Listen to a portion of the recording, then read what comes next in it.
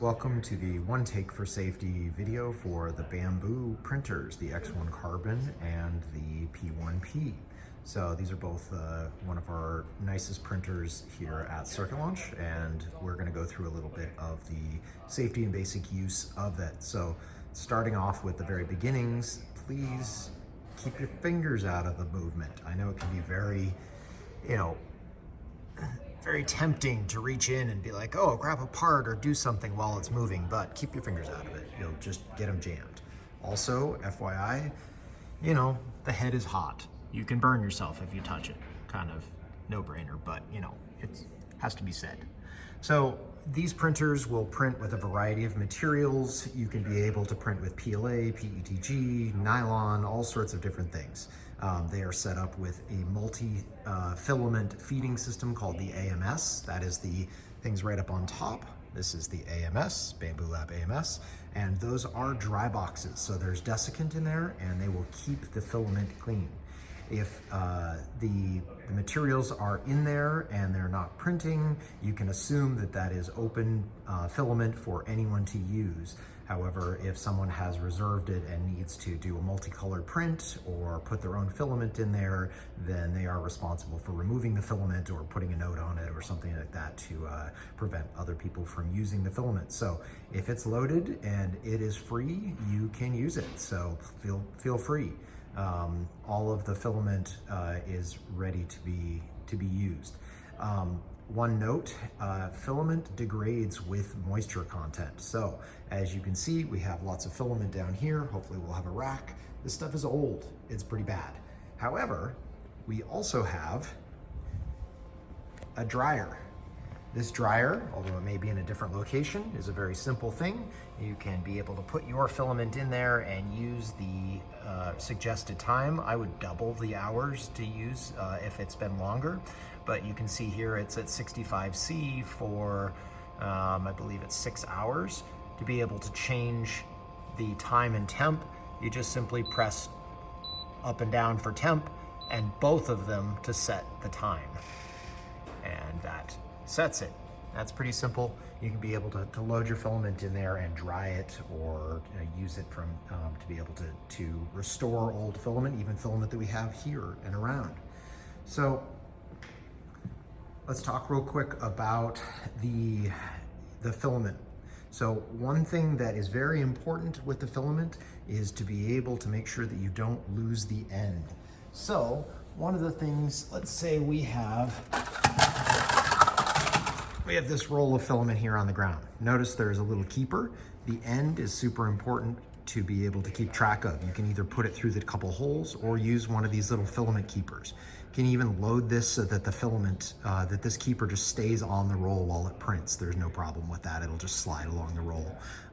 But if you don't handle the end will get knotted, and the knot, it will just slip under one of these loops. And the knot may not be visible for maybe 30 minutes of printing, and then it will knot on you and ruin your print. So please absolutely make sure that you are careful when you take filament in and out to be able to put a filament keeper on it or put it through the hole so that the end does not create a knot.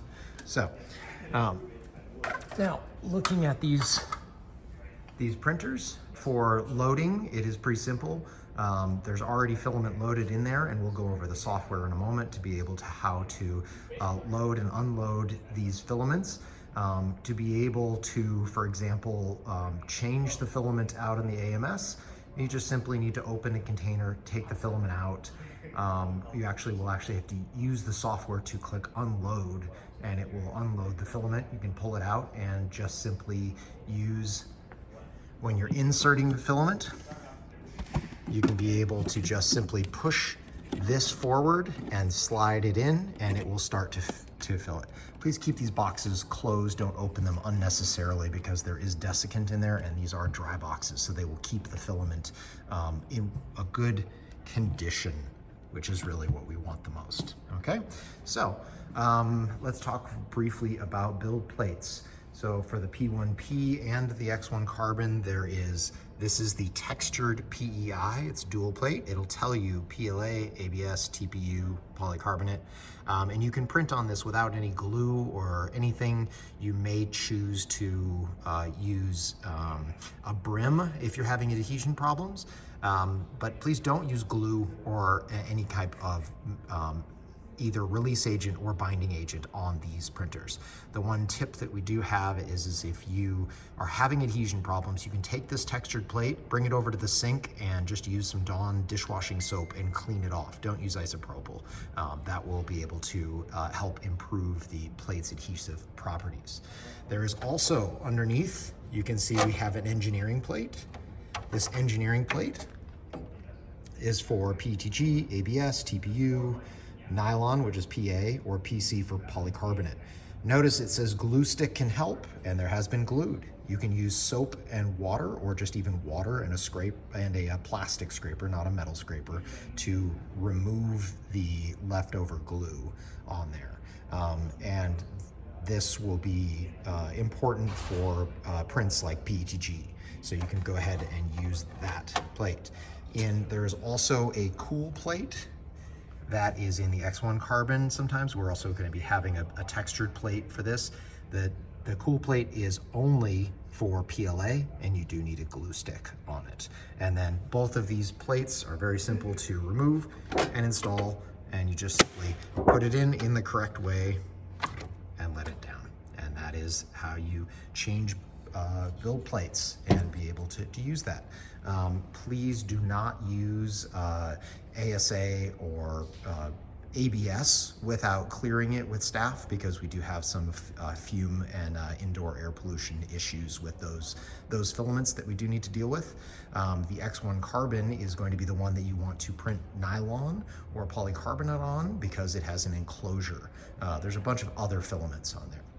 The only other note is that you cannot use TPU in the AMS. You have to use it on the back. And you cannot use very abrasive ones like carbon fiber or even glow in the dark or wood or textured filament in the AMS.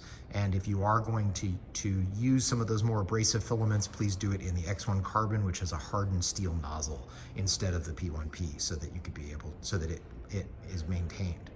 The other important thing is think about where you're going to put your filament if you are not using the AMS. To be able to not use the AMS, we're going to walk around the back of the printer, and there are a couple different platforms. It's very simple to be able to deal with. All you have to do is to simply take this little part off, which is you just squeeze it forward. I can't do it with one hand, but you just simply pull the blue in and pull it back, and then you can feed your filament in here. In the software, you'll want to make sure that you have the enable AMS checked so that you not use the AMS, and then it will be loaded. Make sure you unload the AMS, of course, before you do it, so it's not in the nozzle. And most of everything else we're going to be talking about today is in the software. The one that I would like to talk about is releasing your prints. If you are going to have prints on here, most of it's pretty easy. You just take the build plate off, bend it a little bit, and you'll be able to pop them right off. You can also use the scraper, both carefully a plastic scraper or very carefully the metal scrapers, in a gentle way to be able to remove the prints. Please do not damage the build plate that way. So now we're going to walk over and talk about the software briefly and what you can do with that. So here we have the Bambu Studios software, which you'll need to download. They also have an app, which is also pretty cool, that will allow you to be able to view and use your printer. You can see they have a nice app. You can be able to change the AMS and load and unload stuff, to be able to see the printer bed using the cameras and everything else. It's a handy little thing to be able to use.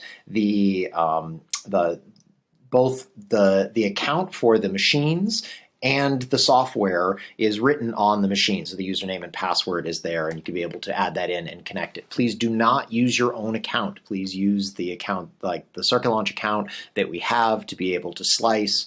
If you want to, work on your own account and then save it and then export the 3MF file, which is your project file, you can be able to do that and then import it into the account that we're using. But to be able to print, you will need to use the account that we have. So right here, this is the Bambu Lab Studio.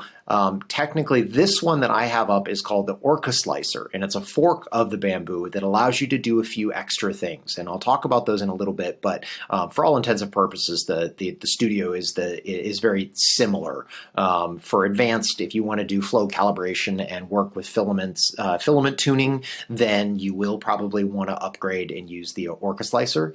And that we'll put a link in the video as well as on the wiki to be able to find and download that and on that. So now bringing in your file, there's a few different parts here. We have prepare, we have preview. I'm going to delete the one that I have on here. And then we're going to bring in a new file. So if I click add, you can see there, we can be able to take a file and it's going to bring in my file. So here's my file that I'm going to be using for this print. And now there's all sorts of different things that you can do with it. Now, one of the big mentions is that with most prints, there is they come in, the STLs can come in kind of weird. They're either in metric or inches, and so you may need to scale down to 25.4, which is 25.4 millimeters in an inch, or they are often 10 times too big. So you may have to scale it by a factor of 10. For this one, you can be able to scale in lots of different ways. For example, I don't want this so big in the Z height, so I'm actually going to make this, let's see, I'm going to make this 50. Oh, they were going to make me contract it. So I'm going to squish it down a little bit because I just need a smaller print. So that's how you can scale things. You can click on the move to be able to move your print around the plate and be all set on that. If you need to rotate, there's the rotate, which you can get R and actually work on rotating it. And then the other part of this is if you actually click on the bottom part, you can use the lay flat on face, and then you select the face that you want to lay it down on. And that's always good to make sure that you're completely flat on the surface that you want. And so we can be able to work on different things like that. So a couple things to note that you need to be very careful of depending on which printer. So you have your printer here, and you can be able to add or change the printers. This is actually just adding a whole bunch of printers in general. Once you actually click on this, you can be able to set which printer and which system presets that you have. There's lots of advanced stuff in here. You can click it on beginner just to keep it much more simple. And to be able to, there are so many settings, we could never go through all of the settings on here. And so you're going to have to learn in 3D printing kind of how you want to change settings, check on the internet for which settings you want. But this is where you can change the printer. So for example, I'm going to print this on the Bambu Carbon. Make sure that you're using the 0.4 nozzle, which is what's installed. If you're printing on the P1P, you can be able to go to the Bambu Lab P1P 0.4 nozzle and select that. The second thing to note is make sure that you choose the right plate. If you use the wrong plate, it won't adhere. So make sure that you choose either your cool plate, your engineering plate, or your textured PEI plate, depending on which plate you're using. Again, the cool plate is only for PLA. The engineering plate is for some of the other materials such as PETG and nylon, et cetera, et cetera. The textured PEI plate is just a general all-around great plate. Don't print PETG on it. because it will adhere to it too much and rip the part off. So make sure that you are using your PETG on your engineering plate. So today we're going to use PLA, so we're going to do the cool plate. Next step is your filament, and you're going to choose your filament. If you click on this little button, you can synchronize the AMS, and it will load in all the filaments that are in the AMS right now that have been set. So right now I have the Bambu grade PLA basic green, I have generic PLA red, I have generic PLA black, and Bambu PLA silk is apparently what is in there right there. So those are the different options that you could be able to use. There is an RFID code on Bambu spools if you get them with the spool, or even as a you can get a refill pack and then print your own spool and then just stick the RFID tag on it, and that'll actually load all of the flow calibration and everything that you need for the PLA. So recommended if you're really new at 3D printing, you want to ensure success using the Bambu filament and buying your own. It will greatly enhance your ability to work with PLA. The other thing that you can do is you can actually go in and, for example, you can set flow calibration and all sorts of different temperatures and everything here for the filament that you are using. And if you have the Orca slicer, this is one of the benefits of that, is that you can go to, for example, calibration, because you can see I'm in Orca slicer calibration, and you can print, and you can find this on the Orca slicer website, which is right here. You can see how the calibration works and how to do a flow rate calibration, how to be able to do a pressure advance calibration, how to be able to do the tower method or the plate method. You can do a temperature tower to see what temperatures are at, retraction test, all sorts of different tolerance tests. All of these are calibration methods that you can do to use your actual filament that you bought that's not Bambu brand and calibrate it. And super important to do if you have some very specific needs for that. And then you'd go in and there. One tip for you is if you are going to try to print multi-material in the same thing, like for example PETG and PLA in the same print, which is a great way to use as a support interface between the support and the part for better like surface quality, then you will need to probably put in the AMS, you will need to make it as generic PLA and then create your own setting.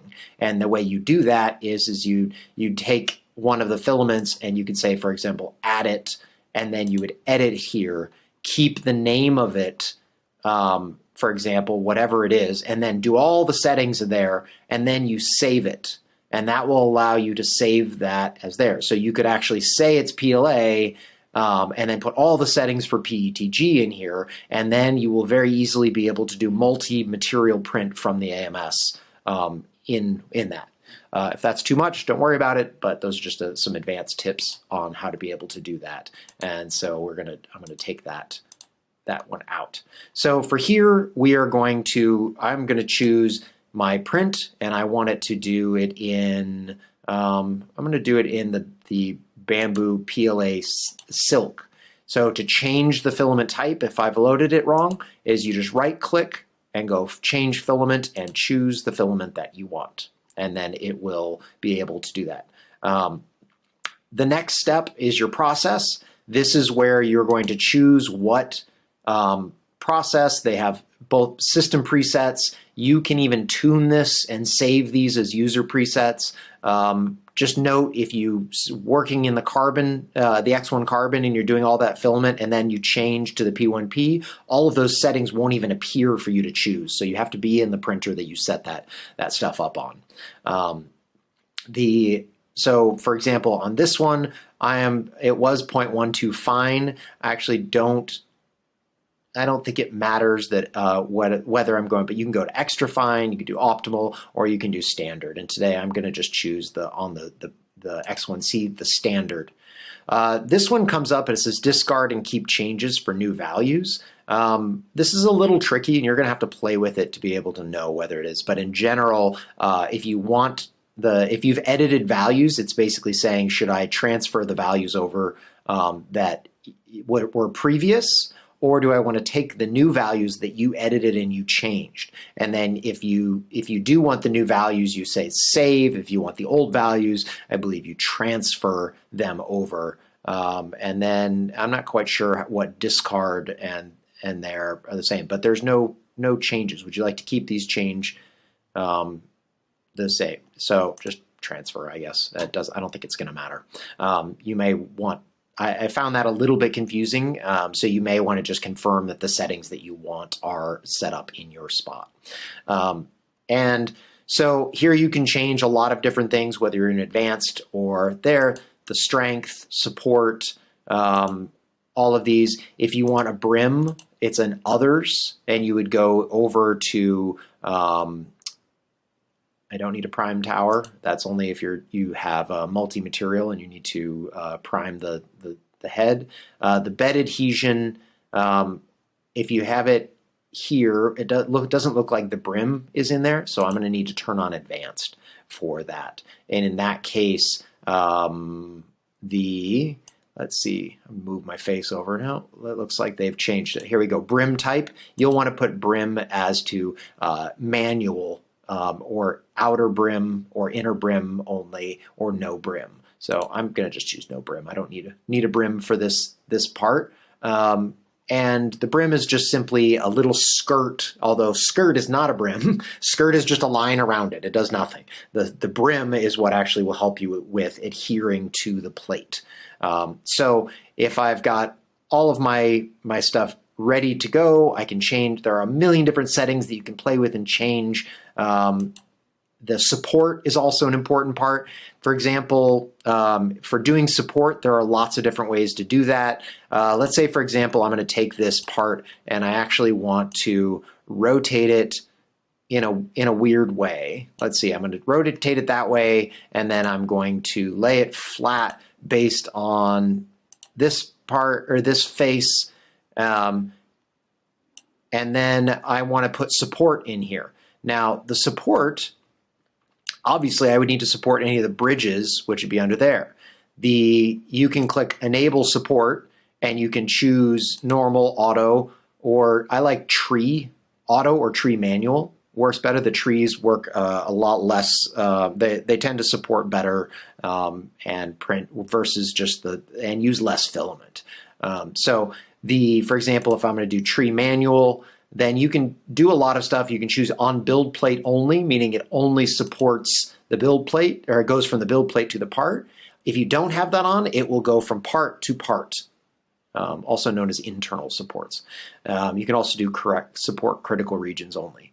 The cool one, though, is I will show you that you can do support painting, where you can actually take and support, say, I can change and just say, hey, I only want to support this center part right in here, and I can paint that. You can also right-click to unpaint certain areas if you want support that are in different places. And then you could be able to print, and it will only put the support where you need it. Very, very useful object, useful thing to know.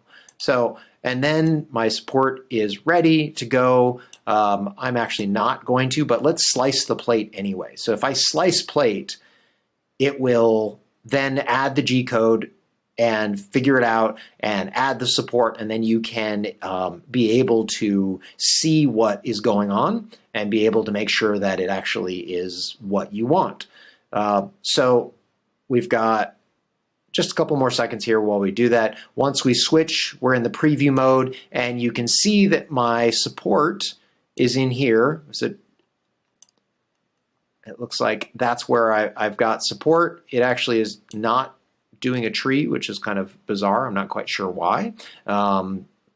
So maybe it's tree auto is what I actually need to do, slice plate, and see what happens. The support might be a little bit different. I'm not sure why it's not doing that. We're going to let it slice and try it one more time. But this is where you're in preview mode. You can choose to see a lot of what's going on, see the layers, be able to look at that, and be able to adjust and understand where your support is, if there are any problem areas, and go through there. Hopefully this will take just a few more seconds, and then I'll show you the print with the actual tree.